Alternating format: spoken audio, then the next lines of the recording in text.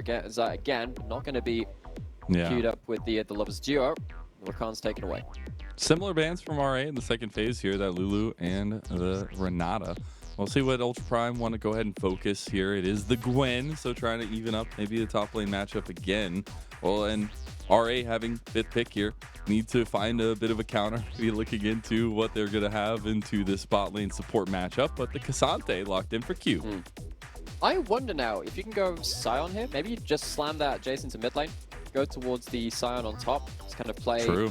Outscale Exante Cube, also very strong 1v1 top laner, but I think at that point you can play around Maokai with the Sion. Maokai's not great as a soul tank is what I'm thinking there. Yeah. Sometimes you do kind of end up Forge is also just kind of... Forge is a proficient Jace player, so I think it is absolutely viable, right? Oh, we do see the lock-in. It's going to be that no. So, yeah, that Jace going towards there the mid lane. go. And we are going to get a Felios Thresh. So, with a shorter range composition from Rare Atom, there we go! Let's go, We're gonna have Hook man! versus Hook. Hook City and bot side. Thresh versus Blitzcrank.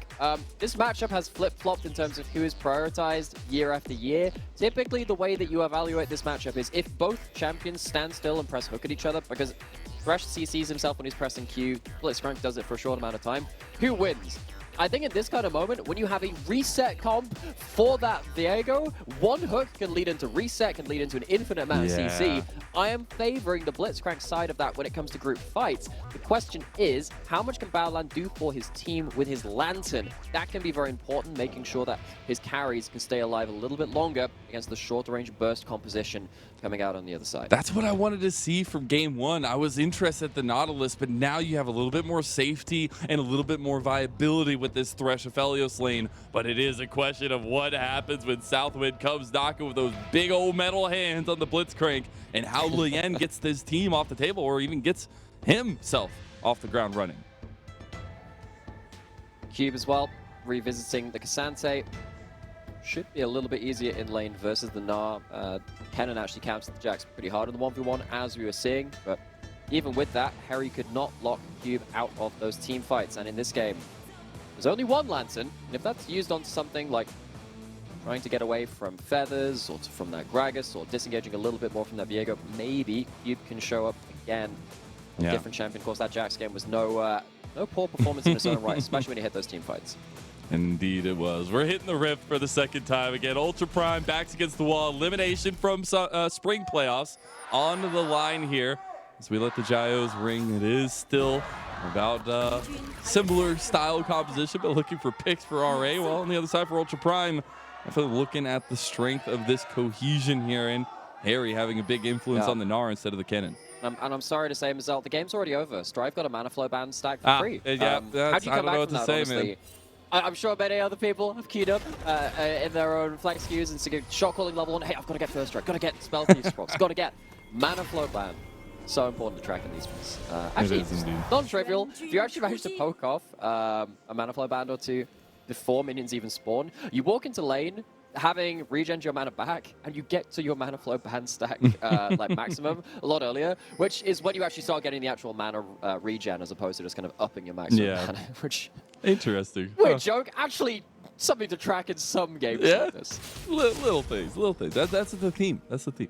We do get bottom side start for both jugglers here, though. Little fact, obviously, Southwood has played the Blitzcrank competitively before. He's played it 3 times, and he has a 0% win rate on it. So maybe looking for his first win here on the Blitzcrank and competitive at least. And they're going for a level 2 gank here for Lien. They wanted out Tribush, but they surely should start back up ready. Are they going to have to flash hook? What's happening the rocket grab should be available here, and they're going to be whittled into the bush. Here you go, level 1 for Baolan. That is a flash and a play. Pulled out by Ultra Prime. Doggo getting a decent amount of pushback now into Lien, who take a heavy trade and have a lot rougher of a time to get back in his jungle. But he is but you don't have the flash shot Baolan now, and you don't have the heal. So Southwind also, of course, basically just lining up the shot and saying, okay, cool. Freebie, it's onto a stun. So Rare Atom don't get the best case scenario. That could have, as much as we joked about things earlier ending the game, that could have been a game-determining play immediately. Now it's going to be Ning's chance to visit this bot side and maybe give a little bit more safety to Ultra Prime, but already giving push control, giving wave push control over to that Zyra and the Blitzcrank, meaning that Felix doesn't have access to the minions. He's a champion which really wants to be hitting minions, particularly when he has Severum, because he gets so much lifesteal very early into the game. That's a big advantage already artificially built up. Oh, Ning has found that but full-on wraparound, and now flashes are going to have to be burned by RA here. They're trying to get a little bit of this feather recall action. Flash from Asum, and Asum is going to get first blood here, and he does. He'll be immediately traded over to Doggo, but that's the kind of aggression from Asum that we love. Starting as he means to go on, had that excellent game 1 performance on the Zyra, largely due to those feather callbacks. Doggo's going to back with a kill of his own, though. It's not the first blood, and would love to be able to stay around to sort out his wave. There's a big difference in lane right now, though, Nightmare. Like, the Cole completed for Doggo, but it is that pickaxe for Asum. That is actually really big to know. Very, very worthwhile bringing that one up. And the fact that Zyra gets to get that kill when the wave is also pushing back towards them, I think that's actually going to slow push back towards them. There's going to be more farm coming up after this point. Yeah, this is really awkward moment. You don't have the flash from Balan to follow up very easily at this point. You can't flash in for a play. You can't flash in for a big kind of CC combo. Sim sees the angle, gets the double damage down. Big numbers pop up on your screen. And despite Doggo getting that kill, extra gold from that first blood, wave kind of crashing in towards them as well, so they get to pick up an extra bit of the wave coming back after that point. Rarathon very happy with how the bot lane play goes. Very, very happy, and it's kind of interesting to see. I mean, everybody pretty much grabbing biscuits for RA, trying to make sure they can sustain in lane, keep a little bit of presence there as well, except for obviously Lian. Yeah. We get the Hex Flash play and the rocket grab on a Doggo. He has to flash, and that is punishment as the play comes through to stop out the aggression from RA. Look who's coming. Lian right around the corner for some Alcove gameplay. This is all because Lian pays one trip level 2 very early into the game to set this lane behind. Felix wants to be playing on the wave, playing aggressively, but they can't do that. They're forced off the turret. The name of the game is just make Doggo useless. So far, so good for RA in terms of the movement for the team. Now, Ning has found a response on bottom side. We'll be able to spot out that roam from Strive. So we'll see the TP used from Strive get back in the lane. Ning over here to dissuade that aggression that RA has put point and present in bot. I love that from Strive, by the way. I'm just cutting off very briefly because that was his first back at the game. So he's just done this entire initial laning phase, goes down bot side just to see if there's anything to happen. He still has his first teleport of the game, gets to recall, gets his first buy-in, and gets to go back into lane as well. He's not got level 6 just yet. He's first here to the fight to another rocket grab, and this time there's nothing for Baolan to get out. He doesn't have the Dark Passage himself, and that is first kill, at least of the fight, and now a dragon going over to RA. I think Southwind is got a point to prove. Didn't get that player of the game in the first game. Was subbed out, of course, for the last 2 series before this one. Comes back with his with a 98% kill participation in the first game. Huge performance in this second one as well, very early on in the Blitzcrank, which many people see as a risky pick, many people see it as an ego pick, but into the Aphelios Thresh as the last pick support. It would have been so easy. Like, they literally have no tools left. You punish them 3 times in a row, and it comes back and forth, and you're like, okay, thank you. You know the, you know that SpongeBob meme is like, wait, do you want to see me hook that Thresh? Do you want to see me do it again? And then Balan is sat here, and he finally has his flashback. So, but at this point, because you're so far behind in lane, you're going to start falling behind in big damage from your AD carry and the big follow-up. You're falling behind in just the amount of safety you're going to have. That flash, that's probably not going to last the next few minutes. You see Ning now just trying to band-aid this bottom lane a little bit with maybe a capitalization on aggression of RA. Southwind will be able to spot this one out, maybe getting baited by taking this ward, but here comes Strive to stop anything that could be happening. This would be a 3v4, but I think we're at him. They see Forge walking down on that ward, so they're sat here. They know the wave's coming towards them. There is no obligation for them to walk up unless they're walking in to draw in a play if they so wish. So see Southwind, he missed like 1 or 2 minions. Absolutely fine at this point. Now they get to hit it again. They see Forge back in mid lane. They see Forge back in mid lane, and you're right in saying, you know, they're still up in CS. They're going to be even more so. Way more minions for them to kill in those waves right now. And Ultra Prime, it is not looking great for them. We already talked about the worries about, they've not really done that well on the old blue side before. On that red side, falling prey to a very valuable last pick red 5 support. We're out of making the most out of their side choice and draft in this early game. And definitely not getting that kind of stability in the bot side that you maybe need against this matchup. But Doggo still be a threat on his Aphelios. See if that does come to fruition for Ultra Prime. And it really is now next up about this Rift Herald fight that RA is using priority in mid lane. It's about as stable as a homeless horse. I've never heard that before. What is a like? Why? Well, how does a horse end homeless? Because horses stay in stables, so it's unstable. But that's a home. It's homeless. Yes, but if it's a homeless horse, then it doesn't have a stable. It's unstable. Well, then that's just not taking care of your animals correctly. Very true. Well, maybe it's a wild horse. All right. A stallion, a homeless horse. All right. Yeah. You bring animals to me, Nightmare. You gotta have some background. You gotta have some backup. I'm not gonna lie. Right? Come on. You know, I did grow up pretty rurally. I grew up in the fields of England. Seen a horse or two in my time. But, yeah. Oh not wow. Really. Oh man, I didn't know I was with some man seen a horse. Oh my god. I should have dressed better. I'm sorry. Dress for the occasion. Dress for the job you want to have. Maybe next time I should dress. I don't know where I'd go with that actually. I was trying to think. Have you ever done any farm work? You ever done from the fields of England? No. I did some like hiking around that because particularly in the British school system, there is a couple of like things you can do to kind of get kind of like a certification to say I'm not gonna get myself very hurt by walking into the wilds. Might get yourself hurt walking into the top side. If I die to a random animal, it's not your fault. I mean, luckily in the UK, aren't too many wild animals that can really hurt you. Very much hurt top lane with something like a wild Gnar. That's a big wild animal. The kitties and the giant Gnar, that's a lot. And yeah, they don't really falls warn you prey about. to it. They don't really warn you about like the wild man with a hammer. That one is slightly more concerning. As Forge gets himself onto the board, we haven't really talked much about Forge actually. Coming in, watching who had mixed performances in this split before. Fairly quiet game one on the Annie. Had some moments where he was looking okay in the team fights, but we really didn't have much to call home about on the mid laner coming in. And in the second game, Jace has been one of the LPL's real priority picks. They absolutely love playing that for a lot of our top mid laners.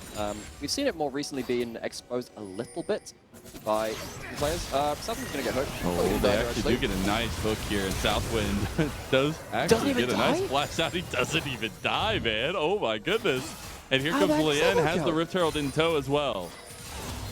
I mean, he blows the flash, but when you don't have a heal on your AD carry, you just kind of assume that those plays get killed. Valor not dropping the Ignite that. Is this just time? I mean, they do a little bit more damage here. This is just first tower. Yeah, well, they don't have any way to stop Assume from walking up and killing the last of this turret. If it was already bad enough, you are now, you've got 30 CS left on your Cole for Doggo, so you're not going to have that done for the next, 2-3 minutes. It's going to be a little while before that one comes up. So Assume gets the back with those tower gold, with plate gold, with also the early gold from those kills as well. This Xayah, for the next few minutes, before that call pops in, is going to be even further ahead than they already are. My goodness. And second Dragon also for RA, so the early stacking going their way. And right now it just has been that full core press from RA as a whole. And I want to, while we have an opportunity, go back to that conversation you were having at Forge. Yeah, because very Forge has bounced around a decent amount, right? He was an original IG Young prospect back in the day, I guess not back in the day, 2019, but especially to see kind of that bounce around and starting the year off at least in anyone's legend, but coming in here to try to provide some reinforcements for Ultra Prime. When we were talking about, last chance saloon here in this series. Oh my word. That's a lot of gold. That's yep. That's no bird. That's a do you see? I know it means nothing, but Baolan at the very bottom versus Assume at the very top is almost like double the goal at this point. And obviously that's going to be the case usually with this sport, but I just think it's interesting as Assume is set up right now with only one kill, but it's all that plate money and the first tower going through. See, Monkey actually coming through. Nice triple play, but Baolan's already gone. Now you get the reset from Lin. Can he get it? He actually doesn't. And 2 kills fall quickly for Ultra Prime. Forge trying to capitalize on Assume. He does have that Blade Collar out. He's trying to get some damage, but now he's in trouble himself. The Gravitum connects, Moonlight Vigil on top of it. but it's not enough. Strive will be here to defend the turret. Oh, Strive going to be able to clear this wave. I wonder if he can cast someone back. I was actually wondering if he could have got Forge in there after clearing that wave, but oversteps from Rare Atom and Balan. Just as we were slandering the good name of this support, with all the gold which he was missing out on, finds a really important pick. Hook champion versus hook champion, of course. Whoever lands that skill shot first, often at the advantage. Balan choosing that time to say, okay, I will once again dive for the team. This time we'll actually achieve something for it, though. 0-3, Ooh. but very importantly so, does manage to stop those resets coming in from Leon just after. So, we actually do have the back into the AP Maokai build. I like it. I know we saw a little bit of a trend away from it once Maokai, the kind of things came through here, but I love that he's going for that one. So we have seen some full tank Maokai where we've seen a bit of Sunfire first, we've seen, you know, Radiant Virtue or whatever, we've seen a couple of different options. We are seeing a bit more of a hybrid of kind of demonic embrace into tank after that one. This is basically what we're just saying. Hook lands, manage to stop that reset, very importantly so. You get those resets through the extra healing, extra damage, of course. Very, very important from the Viego, who has gone for the Kraken Slayer, if we're going to talk about these builds as well. So potentially there's hybrid build coming out of Ning, just because the demonic embrace, very good single item. You don't really need to go towards full AP after that point. It can be good enough on its own to give you enough rush value. On the other side though, Kraken Slayer, lots of individual DPS, so if Leon ever gets to kind of free hit someone like that, okay, those HP bars are not going to last very long in Southwind. He has Fog of War to play with now. Be aware. Be a little bit scared. Those big red gloves will scoop you up. As we did get Gale Forces completed for both Assume and Doggo there. We're getting a potential vision game around this next Rift Herald, and could be RA looking to further cement their objective lead here. As Strive is actually coming down. A hook goes through onto Southwind. You need to regroup for Ultra Prime. Cube is going to come into the play as well at this point. Balan's going again. Nice double play. Balan is finding a lot of good engages, but now Assume picks him up easy. As Cube able to defend a little bit. Southwind getting a heal there now, and a knockback onto Harry. He has Maganar, but he can't get a big one. Now he gets Southwind in the end, but he falls afterwards. The beast has been slain, and Assume is just picking up all the gold. As he does go topside, it's the rest of his team that cleans up Ultra Prime in the mid lane. Red, white, can you fight, Doggo? He gets one, but the all-out from Cube seals the deal. Rare Atom have been very proficient in this series at finding split plays in the fight. Despite the hook and the flare and everything landing from Baolan towards the bot side of that fight, threatening Assume, threatening Southwind. The top side of it, Leon and Cube managed to stop Forge from getting any value from this Jace at the start of it, and that's already a reset for Leon to enter the fight with. Ultra Prime, it feels like they've lost track of what's happening on both sides of the fight. So as we go back into this replay, watch what happens towards this side of it, because Strive, yeah, uses the ult very early on to Forge, then Forge completely miscommunicates with the rest of his team. Maybe he just thinks he's going to zone out Strive and Leanne, gives his life for very, very little, and on the bottom half of this fight, Southwind is the one taking the damage. You're not taking damage off the table from Cube or from Assume, so despite kill coming into Southwind at the very end of that fight, it is a consolation prize at best. Yeah, and I hate to point it out, but there's just a lot of dysfunction you can see in the team fights right now for Ultra Prime, right? We've seen multiple times now Balan getting actually pretty good engages, but there's not really a follow-up, or if it's a follow-up, it's forced. I wonder which other team we've said that about before. Is it a certain atom of the rare variety? Could be any team, honestly. Yeah, could be any team, could be any team. But it is needing some of that kind of tightening up from Ultra Prime. While we do see a third dragon going to RA, it is Ultra Prime that get the Rift Herald, so they have something to say, but another outer tower does go down for RA. Yeah, turret's kind of annoying as well, because when you're playing as Fog of War, with the Blitzcrank in it, very, very dangerous. Mid lane outer turret is one of the most important things in the game to give yourself vision on your side of the map. If you have mid lane outer turret, it's just so much easier to walk into your own jungle and secure vision. It's going to be much harder to do that from this point. So, quick other note as well. Of course, this is the Chemtech Rift. Viego and of course, the Cassante, some of the very best Chemtech Soul users in the game, despite outside of what Tryndamere and I suppose Alawi. It kind of like these in cards as well, because you know he just dies and uses his passive really well. But with these champions, particularly with Viego, wanting to get the resets, having huge damage at that point, and Cassante artificially bringing himself below half HP when he presses ults, very important to see. Ultra Prime not just give this one over for free, thinking that the Chemtech Soul is kind of a bit of a freebie. 3 Dragons very early on from Rare Atom again, putting that neutral objective pressure on top of Ultra Prime. It's the sword of Damocles, as I like to call it, which is kind of the mythical story of the king sat on his throne with a sword hanging above his thread, his head by a thread. Will fall down at any moment. Hopefully not on Forge just now for him, but Ultra Prime not in a good position is what that boils down to. Yeah, definitely not. I think RA in a good position now. Cube is going to be the focus, the ire of Ultra Prime, at least on the bottom side, but don't think they could really do anything here. There's the Rift Herald going to be popped, so Harry actually given some gold here with this Rift Herald going through to try and get some bounty gold and catch Ultra Prime up just a tad. Just a little bit. Of course, Harry had a good individual laning phase in Game 1 and in this early game as well in Game 2. Harry's actually been doing pretty well. Multiple Herald Tower push here. You're getting objective bounties from this, which means that you are pushing up. Rare had a little bit of a slip up on their lane assignment, not calling anyone back to that play, giving up, feels like an unnecessary inner turret on that second charge. Yeah, they were up like 5,000 gold, now whittled down to 3, which is still definitely something good to have on the map for yourself. But Ultra Prime finding a little bit of an in, and you'd love to see it. But something I do want to highlight for RA, and in a bit of a rocky late game push for them, we were talking about a 6-series loss streak at least in a row for them.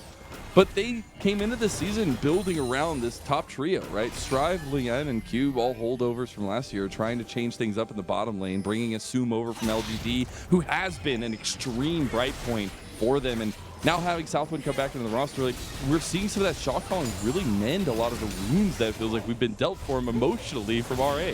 And now we'll see if they can mend some more wounds with Forge's blood. They don't fight it.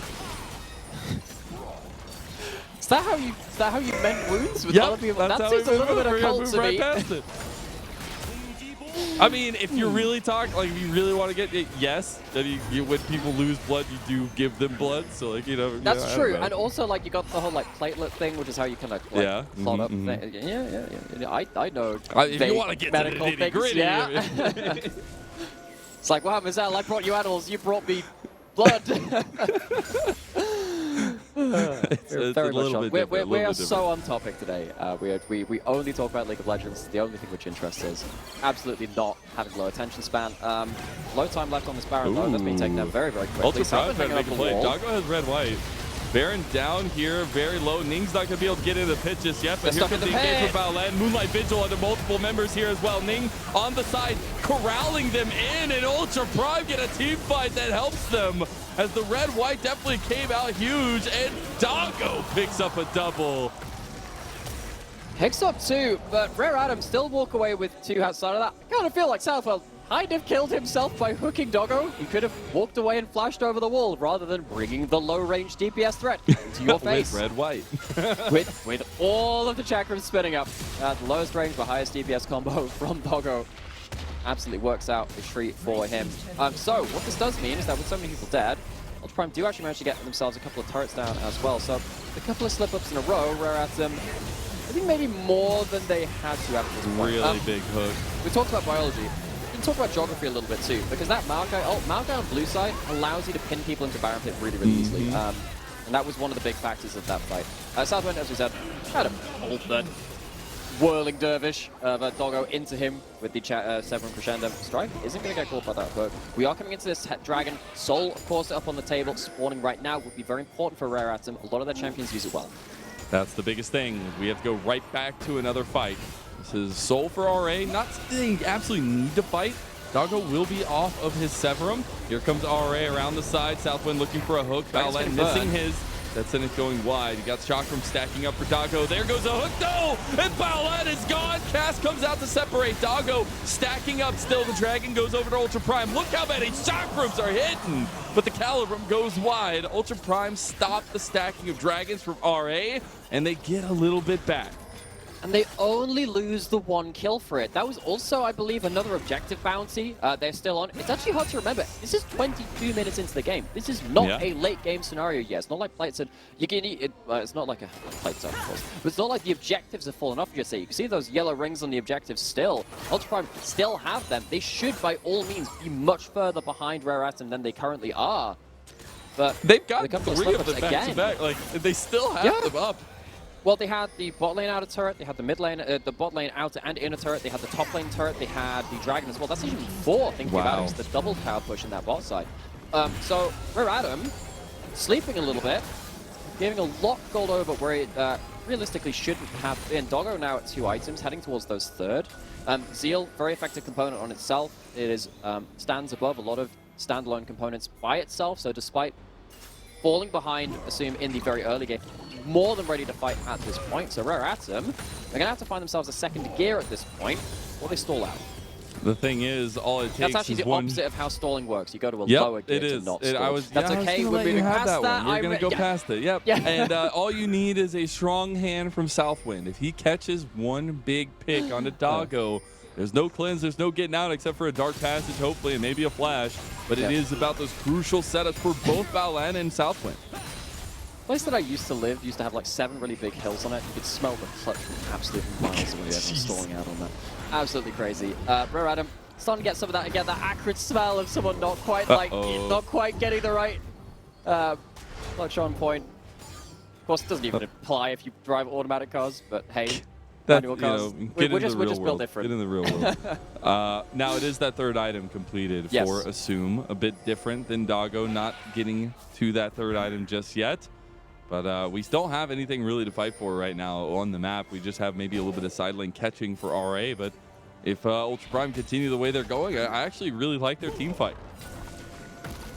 Me too, actually. I think that Maokai has shown a lot of value for Ning, despite it not being one of his most valued picks, you have to say, compared to something like the Sejuani or the Wukong. Preferred a little more aggression as opposed to the reactive play of the Maokai. Not much to play for except for side lane kills. Harry, that's 2 items though, not the easiest person to take down. Ultra Prime reminder, if they lose this game, they are out of playoffs. Harry's over the wall. He knew they were there. Meganar isn't coming out just yet. Reset comes through for Lien. Now you've got those refreshed abilities, and Lien's going forward. Dark Passage there to get Ning out of dodge. But it's RA that strikes.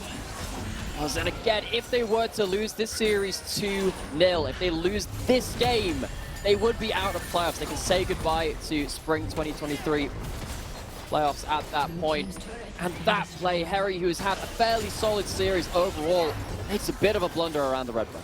Can't do it. Oh! Nice grab in for Southwind, and Ning is already gone off the map. You got no minions here to push under tower though, but RA just continuously finding these picks with this Blitzcrank. Southwind gets subbed out for 2 series, comes back with an absolute vengeance, the Rakan and then the Blitzcrank. Don't be fooled by the KDA. Yeah, he's had a couple of pickoffs against his name as well, but right from the start of the game has been defining how this game would go out. And sadly, once again, you look at Doggo on the other side of the rift, 4-1-4 on his ever-present, ever-famous, it's just not enough. Aphelios. It's just not enough. You know, this is what, his 43rd game now on the Aphelios, 2nd game in this series. We know exactly what he can do on this pick, but it has felt like this season above so many others. It has been Doggo against the world.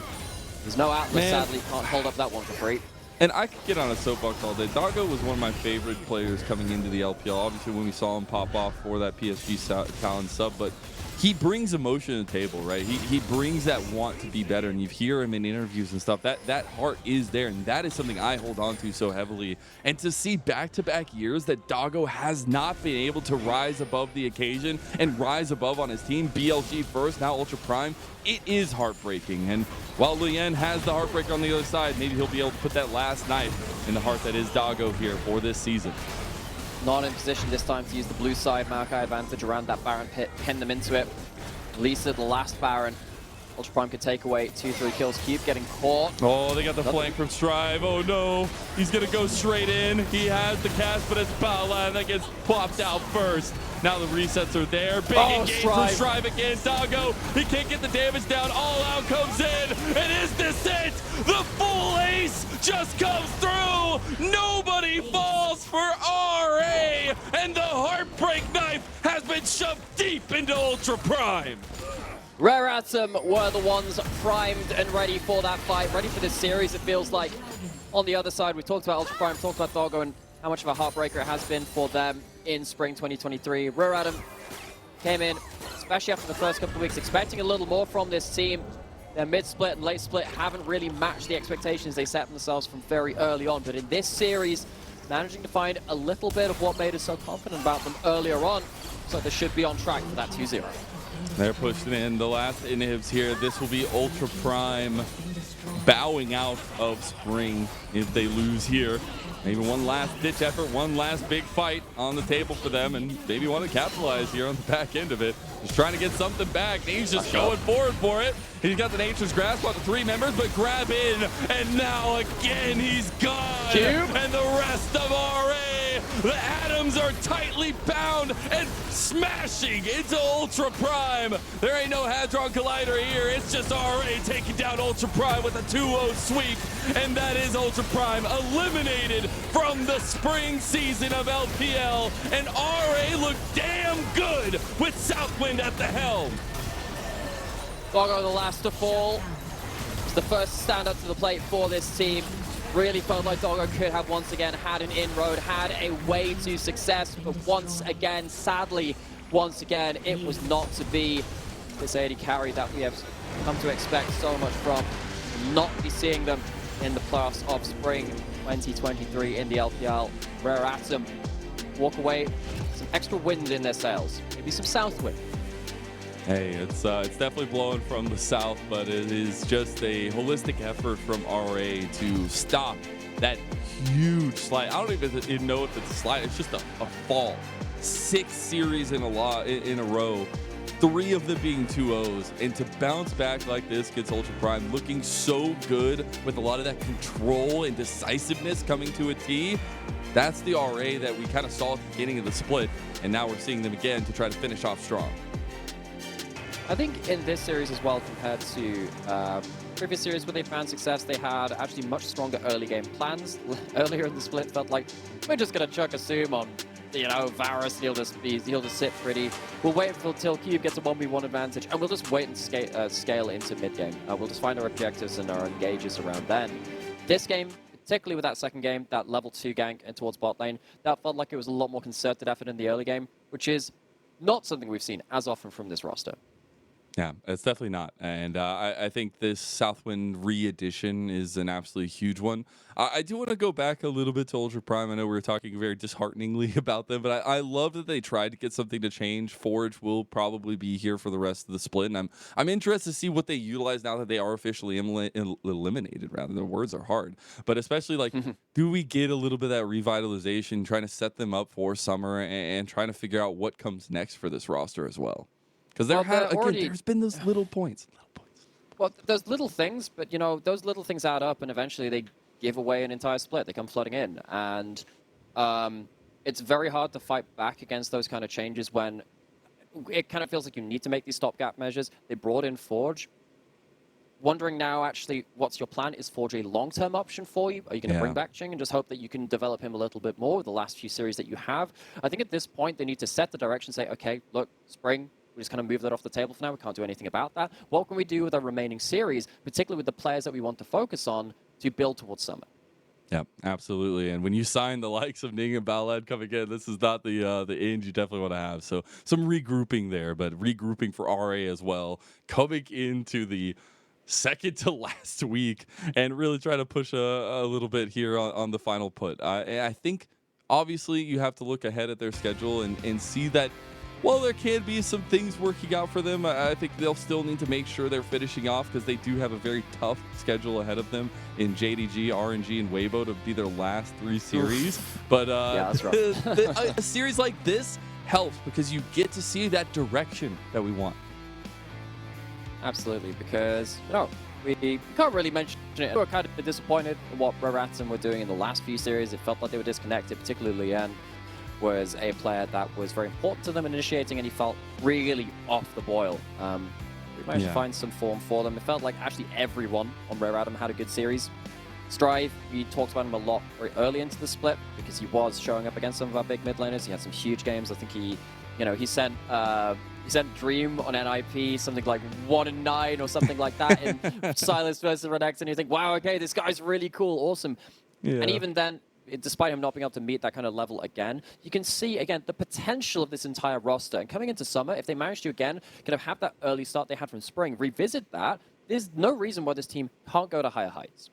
There really isn't, and that's where some of that cohesion really works out for them. And I'm excited to see kind of Lo Yen looking a lot different in this series. And like we were saying, we literally just saw him 2 days ago, and not going to say any mean words, but there was a lot of issues in that series for him. So to see kind of bounce back in this one, actually so huge. We do have our interview ready, and it was Christina who is ready to go with Assume. So let's see what he has to say. Hello there, welcome to Post-Game Interview. I'm Christina. We're joined by Assume, the ball leader for Rear Adam. Congratulations on your 2-0 victory. First question for you. I don't want to bring you guys bad memories, but you were on a 6 losing streak. So how did you guys manage to bounce back in today's matchup? Especially, this is a 2-0 victory, which is so clean and dominant for you.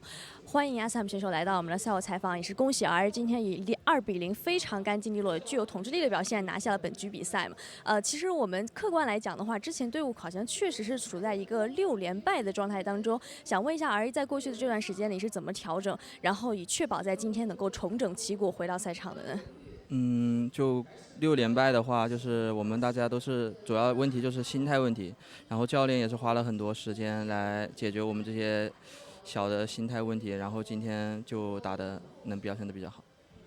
Actually, from my perspective, I do think that we have some mentality issues about this, so that we were on a 6 losing streak, and in past few days, our coach and our teammates just try to fix these mentality issues so that we can bounce back in today's matchup. And coming to some in-game content, especially in game number 1, I do think game number 1 was very intense, and there were so many skirmishes and team fights throughout the whole game from very beginning. But how did you guys manage to win almost all of team fights, especially from your perspective on Xayah? 那么其实今天第一局的时候，纵观全局，从最开始的时候到后面一直都是有非常多激烈的小规模团战或者团战也好，所以说你们觉得是怎么样确保 RA 这边几乎是拿下了所有这样的团战，并且是评价一下你自己在霞这个英雄上的发挥和表现吧？说一下你们在这个团战当中的重点是什么呢？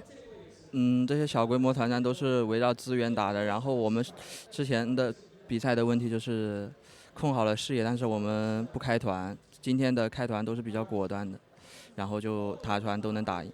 霞这个英雄的话，就是可能是我刚去青训的时候那个最擅长的英雄，所以玩的应该比较好。Actually, in terms of those team fights, we just took some skirmishes and team fights around so many mutual objectives, because that maybe in past few games we didn't manage to engage very well through that team fights and skirmishes. Maybe we were setting some vision, but we didn't engage well, so we just fixed these issues and had some very decisive engagement. And in terms of Xayah, the champion, I started playing Xayah since I joined into professional team, maybe like the LDL or the other things, and so that I really did a great job on this champion. And the third question, I really want to touch on that Blitz rank this sport champions as the last pick in game number 2. We know that On had played this champions, but I do think this champion is a little bit risky, especially in official games. So what's your take on this champion, especially in game number 2, to suit to your whole draft? 那么其实今天第2局的时候，可以看到队伍最后一选是选择了机器人辅助拿到最后一个 counter rate 嘛。之前我们在比赛场上可能看到 On 选手有玩过这个英雄，打出了比较好的表现，所以想问一下 SM 这边队伍最后选出机器人来作为 counter rate 的一个主要的原因是什么呢？机器人这个英雄就像是锤石机器人这种钩子类英雄都是南风他玩的比较自信的英雄，然后打锤石也是属于一个 counter 一直能有主动权的英雄，所以就选。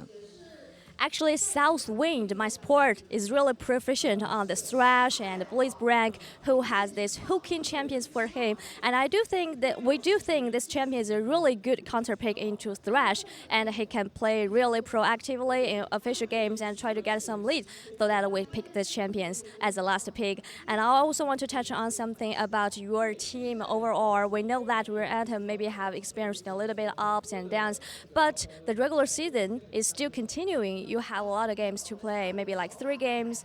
So what's your take on the next plan in next coming matchups? What do we want to show from these 3 games in future? 那么最后一个问题，其实虽然说 R1在整个赛季说都稍有起伏，但是呢，我们现在常规赛还在继续，我们还是很期待 R1继续调整出打出更好的表现。所以你觉得对于最后仅剩的可能只有3场这样的比赛，会有一个什么样的看法呢？你觉得队伍在哪些方面还能做得更好？最后3场的话，就是假如我们心态都很好的话，放平的话，我觉得打他们我们都是不一定都会输的，虽然他们都是强队，我们尽量都会跟他们打得有来有回的。Although we will play against some very strong opponent in upcoming matches, but I do think as long as we adjust our mentality and play with a normal mentality to stabilize our mentality, we still have a chance to play against them. Maybe we will take some back and forth match against those very strong opponents from my perspective. Thank you so much for joining me. 谢谢阿萨姆来到我们的赛后采访，跟大家说再见吧。Back to you guys.